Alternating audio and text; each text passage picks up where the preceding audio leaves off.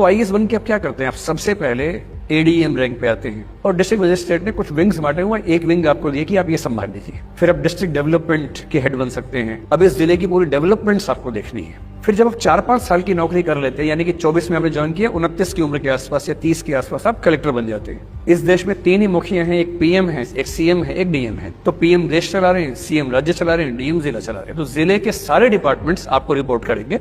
और डीएम अंत नहीं है, 6 साल की सर्विस से लगभग शुरू करके 14 साल की सर्विस तक आप डीएम लेते हैं। और जिस दिन 13 साल पूरे होते हैं, 14वां साल शुरू होता है, उस दिन आपका वनवास खत्म हो जाता है और तब शुरू होती है असली नौकरी। अब आपको भेजेंगे या तो कमिश्नर बनाकर 2, 3, 4 जिलों का मुखिया बना देंगे, 4 जिले 4 डीएम आपके कंट्रोल में, या भेजेंगे सचिवालय में, या किसी विभाग का डायरेक्टर बनाएंगे आपको। तो 14 साल की सर्विस वाला आईएएस अगर सेंट्रल गवर्नमेंट में है डेपुटेशन पे मान लीजिए, तो हो सकता है कि वो नवोदय विद्यालय समिति या सैनिक स्कूल्स का हेड बन जाए। और इसका मतलब है कि देश विदेश में जितने सेंट्रल स्कूल्स हैं या जितने सैनिक स्कूल्स हैं, वो सारे आपके कंट्रोल में हैं।